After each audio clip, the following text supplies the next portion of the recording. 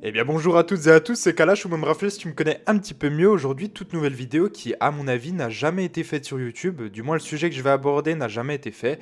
Je vais vous raconter une histoire et cette histoire-là, eh ben c'est tout simplement la mienne. Alors cette histoire-là elle est vraiment pas banale, il m'est arrivé énormément de choses en seulement quelques mois, alors pour t'aider un peu dans cette vidéo, je vais mettre quelques petites photos et quelques vidéos afin de te montrer tout ce qui s'est passé à ces moments-là. Il y a certains passages de cette vidéo qui vont être écrits et d'autres non, donc j'espère que vous écouterez jusqu'à la fin de cette vidéo parce qu'elle est quand même assez longue mais elle est super intéressante et au moins vous pourrez vous rendre compte qui je suis vraiment et ce que j'ai traversé. Il y a beaucoup de moments dans cette vidéo qui vont être vraiment difficiles à raconter, c'est des choses assez compliquées à vivre dans la vie de quelqu'un, donc j'espère que vous serez assez compréhensif pour comprendre tout ça. Alors pour te situer un petit peu, j'étais youtubeur de quasiment 60 000 abonnés et je faisais des vidéos sur CSGO et un peu en tout genre. Par exemple, j'ai pu faire des vidéos sur The Kairi ou aussi avec mes petits frères et sœurs sur un petit peu de tout, à jouer, à s'amuser ensemble ou même offrir un PC gamer à mon petit frère. Il y en a peut-être plein d'ailleurs qui m'ont connu vis-à-vis de ces vidéos-là, mais là n'est pas le sujet. J'ai perdu beaucoup d'argent vis-à-vis des sponsors que j'ai pu avoir sur le jeu CSGO. J'ai perdu quasiment 10 000 dollars en une petite semaine et il y a beaucoup de malchance qu'on tournait autour de ça. J'étais vraiment accro au jeu d'argent et aujourd'hui, heureusement que ça va mieux parce que je me rends compte que c'était vraiment grave en fait le jeu d'argent. Voilà, donc de là j'ai perdu beaucoup d'argent et ça a vraiment changé le jour où on a décidé de me swatter en plein live. C'est pas arrivé qu'une seule fois, malheureusement, c'est arrivé 5 fois au total. La première fois c'était en plein live. J'ai un petit extrait vidéo que je vous passe là maintenant. Et vous dites monsieur comment? Dragon. Pardon.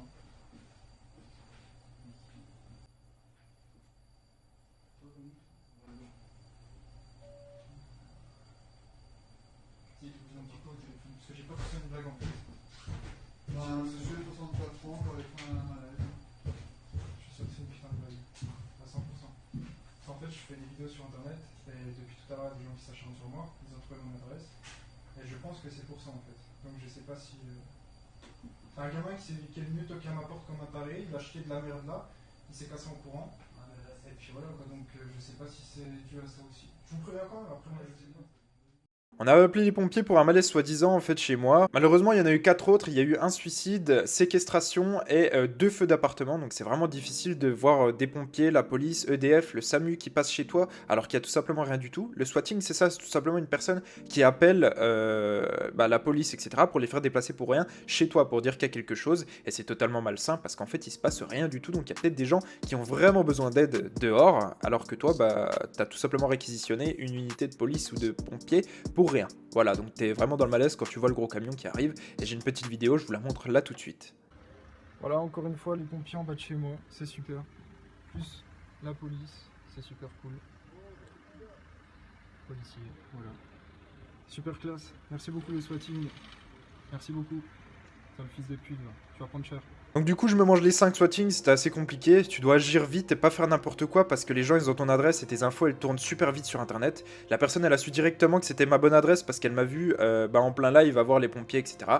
J'ai ensuite fait l'erreur de vouloir le choper, cette personne là, parce que t'as envie de te venger, t'es énervé, hein, c'est normal. J'ai donc eu un abonné policier qui m'a aidé et il a fait remonter l'affaire tout simplement. On a ensuite appris que c'était un gamin de 12 ans, seulement 12 ans, qui en fait il s'amusait à swatter un petit peu tout le monde, à voler des cartes bleues sur internet aussi pour arnaquer le site Cdiscount et puis d'autres sites sûrement. Il s'amusait à faire ça toute la journée sur Skype et même en live sur YouTube, il avait créé exprès une chaîne pour me faire ça en live, c'est-à-dire qu'il s'amusait à appeler pour me faire livrer des pizzas ou plein d'autres trucs, donc on l'entendait en live parler, etc. Vis-à-vis de tout ça, lui il a reçu une convocation de la police chez lui, parce que moi j'étais quand même allé porter 2 fois plainte contre lui. Le dossier il avait été monté assez proprement, parce qu'il y a plein d'autres gens qui sont allés porter plainte aussi contre lui. Et moi je veux d'ailleurs plus entendre parler de ce gamin là, je veux plus entendre parler de cette histoire parce qu'il paiera tôt ou tard, le karma il va s'occuper de lui et je m'en fais pas du tout pour cette histoire là. Vous vous posez du coup une question, c'est les conséquences, qu'est-ce que ça a été? Bah moi j'ai dû déménager parce que t'as pas d'autre solution en fait, j'ai tout étudié, il y avait pas d'autre solution. C'était la première étape, j'ai donc décidé de partir sur un coup de tête en Belgique chez un ami. Après 570 km j'arrive là-bas, je suis parti vraiment sur un coup de tête, j'avais tout dans ma voiture, mon bureau, mon PC, mes habits, tous les trucs comme ça. Je m'entendais pas avec la personne quand je suis arrivé, du coup au bout d'un moment j'ai décidé de retourner en France. J'avais continué à faire quelques petites vidéos YouTube là-bas, mais franchement c'était vraiment pas le top, donc je commençais à perdre un petit peu ma passion et tout ça, ça m'avait vraiment perturbé. T'imagines être à quasi 600 km de chez toi, chez un pote comme ça, à faire des vidéos alors que tu connais personne dans la région, que t'as jamais vu cette région-là, et puis voilà, ça te déboussole un petit peu, tu vois. Et puis juste avant de repartir pour la France, je sors une après-midi de l'appart et je découvre ma voiture qui est comme ça, donc je vous mets une petite photo sur le côté, elle était complètement explosée. J'ai 2 vitres qui ont été cassées. Voilà comment ça se passe en Belgique. On me pète la bagnole, on me pète tout. C'est nice. C'est ultra nice. J'adore. Voilà. On m'a volé un carnet de santé, un poste autoradio d'une valeur d'environ 10 à 20 euros, et puis des cartes Pokémon dans la voiture. Donc ces cartes Pokémon, elles étaient rares, c'était un cadeau d'un abonné et je me le suis fait voler. Donc je suis désolé mec si tu apprends ça en vidéo, ça me fait chier. Je suis donc allé porter plainte au commissariat en Belgique et désolé mais ils sont complètement nuls, ils ont pas du tout écouté ce que je leur racontais. Pour moi j'étais un petit français en Belgique donc tous les Belges je vous kiffe mais la police belge elle est vraiment nulle à chier. Ils ont pas fait leur travail comme il fallait et ils s'en foutaient complètement, ils m'ont dit qu'ils n'avaient même pas le temps de venir faire intervenir une voiture pour voir les dégâts sur ma bagnole en fait, ils s'en sont foutus, voilà. Ensuite, j'ai donc repris ma voiture, j'ai essayé de la réparer un petit peu comme je pouvais parce que l'assurance, elle a rien pris en charge et 600 euros, vous vous doutez bien que 600 euros pour réparer 2 vitres, je l'ai pas fait parce que c'était trop cher et j'en avais pas les moyens. Du coup, j'ai remis toutes mes affaires dans la voiture après avoir un petit peu réparé et j'ai décidé de repartir en France quand même. C'est-à-dire avec les 2 vitres cassées, c'était assez compliqué, tu vois, sur la route, quand t'es sur l'autoroute, en tout cas, ça fait du bruit dans la bagnole, il y a des trous quoi dans ta voiture, donc c'est compliqué. J'ai décidé de partir de nuit tout simplement pour éviter que les gens voient ma voiture ou tout simplement aussi que je me fasse arrêter par la police ou quoi, mais ça n'a pas loupé. Les gendarmes m'ont arrêté quand même à des péages et les militaires m'ont arrêté à la frontière tout simplement. Ils sont arrivés avec les gros fusils, ils ont regardé un petit peu tout ce qui se passait dans ma voiture et puis d'un coup le mec m'a dit mais vous venez d'où?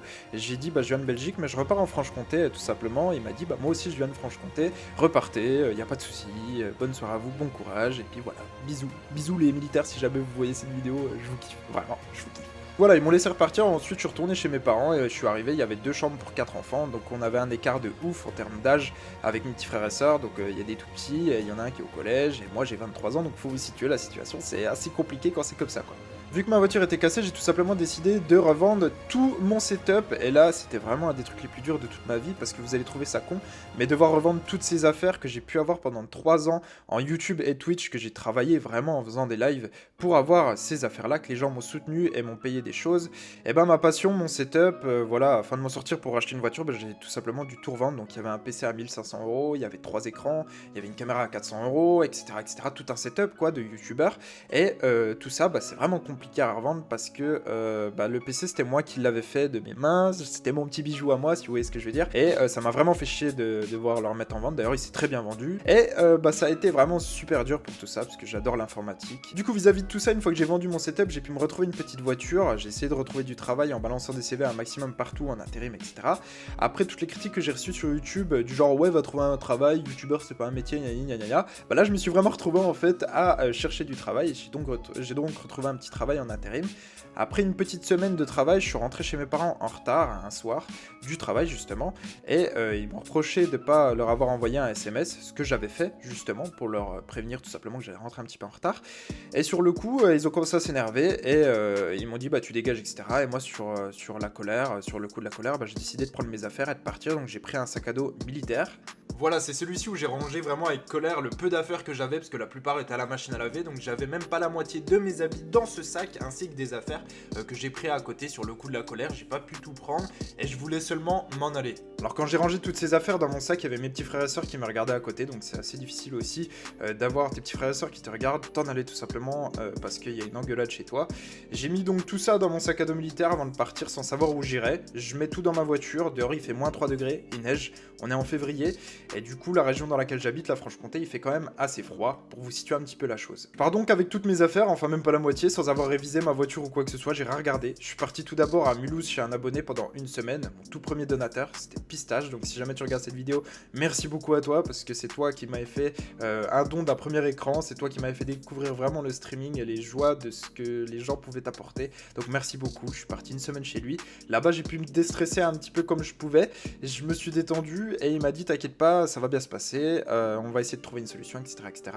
Malheureusement, on n'en a pas trouvé, et là, les galères vont continuer, mais vraiment à l'extrême.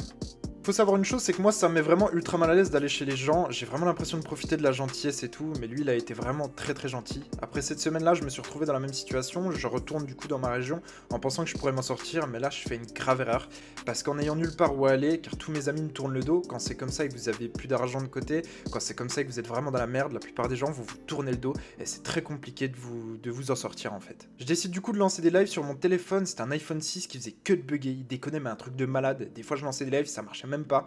Du coup, avec le peu de live que j'ai pu lancer, je mettais tout simplement un titre comme quoi j'étais à la rue, ce qui était vrai, parce que j'étais dans ma voiture, j'avais froid, on était dehors, quoi, j'avais nulle part où aller. Et les gens, pour la plupart, ne m'ont pas cru, ils pensaient tous à un prank, ils pensaient tous que c'était une blague. Du coup, j'ai dû me justifier comme je pouvais, je pétais les plombs littéralement, je pleurais même des fois en live, ça arrive, hein, je suis un homme, je suis comme tout le monde. Mais finalement, j'ai quand même réussi à expliquer un petit peu ma situation aux abonnés, même s'il y en a quand même beaucoup qui me croyaient pas. J'étais dans ma voiture dehors sur un parking en 4G, avec mon téléphone branché en allume-cigare pour qu'il recharge tout simplement, pour tous ceux qui se demandaient et qui croyaient que c'était un fake, comment tu fais recharger ton téléphone, etc. Ouais, j'avais une voiture et je pouvais recharger mon téléphone dans l'allume-cigare, c'est la nouvelle technologie. J'ai réussi à récolter des dons d'environ 200 à 300 euros, il me semble, en tout cas en 2 jours. Et avec cet argent-là, je les ai reçus 2 jours plus tard encore, donc j'ai dû attendre. J'ai pu mettre de l'essence et acheter à manger en plus, rien de superflu, juste des choses utiles. Je dormais du coup dans ma voiture, dans le froid, par moins 2 degrés. J'avais 2 couettes, mais j'avais quand même froid. J'étais sur la banquette arrière, seul, dans une petite voiture. Il y a même un abonné qui est venu m'apporter à manger à un moment donné parce qu'il avait reconnu en live où j'étais, juste avec une façade d'un magasin. Ce jour-là, je me rappelle, j'étais vraiment en larmes. Je l'ai remercié comme jamais. Je crois que j'ai jamais reçu un cadeau qui m'a fait autant plaisir, juste de la bouffe et un câlin, quoi. Et du coup, cette personne-là, si tu te reconnais, je te remercie encore aujourd'hui parce que t'es une personne exceptionnelle. C'était un petit jeune, voilà. Et vis-à-vis de tout ça, après avoir dormi dans ma voiture et essayé d'aller vers tous les assistantes sociales possibles, tous les organismes et tout le bordel, je décide de partir sur un coup de tête à Montpellier parce que j'ai un ami qui habite là-bas avec qui j'ai débuté les lives sur Twitch.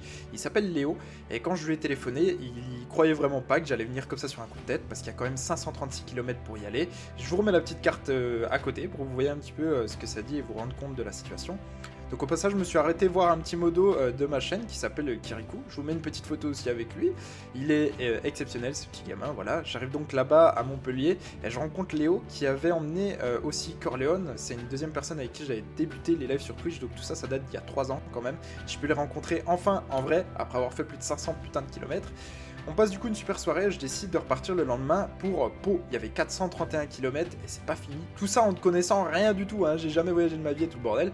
Arrivé là-bas, je rejoins un abonné qui était devenu mon meilleur ami, c'était un modo de ma chaîne et c'était une personne avec qui je me suis beaucoup attaché. J'ai réussi du coup à me loger pendant 3 petites semaines histoire d'essayer de retrouver un appartement et un travail dans le sud de la France. Et dans le sud de la France, c'est assez compliqué pour retrouver du travail si tu connais personne. Je travaillais du coup une semaine en intérim et ensuite il y avait plus de travail en intérim. Ils me disaient tous que c'était pas possible, que c'était une période creuse et que ils avaient rien pour moi, mais que les petites missions d'intérim qu'ils m'avaient données, bah c'était super bien passé, donc il n'y avait aucun souci s'ils voulaient me rappeler. Voilà, donc je décide encore de repartir, mais là pour Quimper, après ces 3 semaines-là du côté de Pau, et je m'arrête du coup du côté de Bordeaux pour voir le meilleur pote de la cagoule qui s'appelle La Louche, et arrivé à Quimper, 787 km exactement. J'ai galéré quand même pour y aller, c'est un truc de ouf. Avec les payages et tout le bordel, je me suis démerdé pour pouvoir payer comme je pouvais. Mon PC portable était foutu aussi, mon PC portable Asus ROG que vous avez pu voir dans la plupart des vidéos, je l'ai renvoyé à Topacha, je me le suis fait rembourser, j'ai pu prendre le PC que j'ai actuellement, que je me suis monté aussi moi-même, c'est un petit PC vraiment cool, et c'est grâce à ça que je peux vous faire quelques vidéos et jouer à quelques jeux. Et du coup je me suis fait héberger par une amie à Quimper, là-bas je cherchais du boulot directement, j'ai pas chômé, direct j'ai cherché du taf, j'ai balancé des CV partout, mais à part un vieux McDo à mi-temps, personne m'a appelé, et puis la région de Quimper, je suis désolé, mais au bout d'un petit mois, bah, c'est-à-dire que fin mars, j'ai dû décider de repartir parce que ça me saoulait cette région et c'est perdu dans tout du monde. Et là, j'étais sur le point de dormir à la rue, j'étais de nouveau dans la merde, plein d'abonnés m'envoyaient des messages pour m'aider, sachant que tu les connais pas IRL et que c'est super compliqué, bah tu sais jamais sur qui tu vas tomber en fait avec ces abonnés-là qui t'envoient des messages, parce que c'est juste des gens et des pseudos qui t'envoient des messages. Donc vers Quimper, bah, j'ai répondu tout simplement à l'un d'entre eux qui m'a invité à dormir chez lui. J'ai fait des heures de route pour arriver jusqu'à chez lui, toujours en Bretagne. Je retrouve du coup du travail parce qu'il m'a conseillé à son patron, cet abonné-là. Et au bout de seulement 2 semaines, je me reprends un appartement. J'avais que 700 € de paye. J'ai dû négocier avec la personne qui louait cet appartement pour pas lui payer la caution le premier mois. Et du coup, bah, c'était en travaillant que j'ai eu ces 700 €. Je me prends mon appart. Et je vous dirai pas où parce que c'est à l'heure actuelle où j'habite et ça serait dommage que vous sachiez. J'ai plus de contact avec cet abonné parce qu'il y a eu des raisons personnelles qui me poussent à ne pas lui parler. J'ai quand même remercié cette personne parce qu'elle m'a beaucoup aidé et ça me fait chier quand même de plus lui parler. Ensuite, bah, j'ai continué à travailler du 50 heures par semaine pour m'en sortir. J'ai beaucoup travaillé, par exemple de 8h à 20h30 des fois non-stop, sans pause, sans quoi que ce soit. Et bah, petit à petit, je me suis installé dans mon appartement. Au début, j'avais un matelas par terre, un ordi et une chaise. Et sans connaître la ville où je suis, bah, c'est assez compliqué aussi. Du coup, j'ai réussi quand même à acheter quelques petits trucs pour m'aider dans ma vie de tous les jours, que des choses utiles. J'ai eu la chance d'avoir la fibre ici, d'avoir quand même un frigo et une machine à laver qui était ici par l'ancien proprio qui est une personne en or. Enfin, l'ancien proprio, le proprio actuel, quoi. Puis j'ai réussi, du coup, au fur et à mesure, à améliorer ma situation. La région, elle me plaît, il y a la mer pas loin, et puis il y a du travail. Mais tout ça, c'est pas fini. Parce qu'après avoir travaillé comme un dingue, bah, j'ai tout simplement réussi à acheter des choses utiles et nécessaires pour bien vivre. Et à l'heure actuelle, j'ai tout ce que j'ai voulu, tout ce dont j'ai toujours rêvé, c'est-à-dire une jolie voiture que j'ai pu m'acheter. J'ai pu m'acheter un appareil photo réflexe, j'ai pu m'acheter un PC portable gamer, etc., etc., une PS4, tout ce que je voulais vraiment depuis je sais pas combien de temps. Je me suis fait plaisir. Et je pense que c'est vraiment le mieux à faire dans sa vie, de se faire plaisir, bordel de merde. On n'a pas beaucoup d'années de vie. Donc voilà, faites-vous plaisir, bordel de merde. Et surtout, j'ai pu avoir une nouvelle copine qui m'aide extrêmement à l'heure actuelle. C'est une personne qui m'épaule vachement. Et c'est super important d'être entouré de bonnes personnes. Mais maintenant, après tout ça, si j'ai une chose à vous dire, c'est qu'il faut pas vivre dans le passé, il faut toujours avancer. J'étais vraiment au bord du gouffre, j'avais des pensées plus que noires, j'avais vraiment envie de me suicider. Qu'on se le dise à l'heure actuelle, c'est quelque chose de compliqué à dire, tu vois, en vocal comme ça et tout le bordel.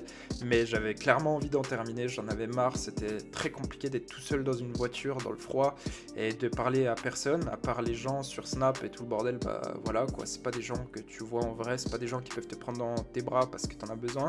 Et je suis qu'un homme, hein, j'ai le droit d'avoir des faiblesses aussi. Donc sans personne avec qui parler et tout le bordel, bah je m'en suis quand même sorti, grâce à ma volonté et mon espoir. S'il y a une chose qu'on peut pas vous enlever, c'est votre volonté et votre espoir. Voilà. Donc si jamais vous avez aimé cette petite vidéo et si jamais ça vous a fait plaisir d'en savoir un peu plus sur moi, si ça vous a fait plaisir de voir qu'il y a des gens qui peuvent être encore plus dans la merde que vous et vous en sortir, et ben je vous incite quand même à mettre un petit pouce bleu en dessous, ça me ferait extrêmement plaisir. Je vous fais des bisous et je vous retrouverai peut-être pour de nouvelles vidéos si jamais vous avez kiffé celle-ci. Je vous invite à la partager si jamais vous voulez que des gens connaissent mon histoire et me connaissent peut-être. Aujourd'hui j'ai perdu 2000 abonnés sur YouTube, mais je m'en fiche complètement, je suis là complètement par passion. Et c'est pas grave, voilà, je continue d'avancer et je vous fais des bisous. A bientôt, c'était Kalash. Ciao.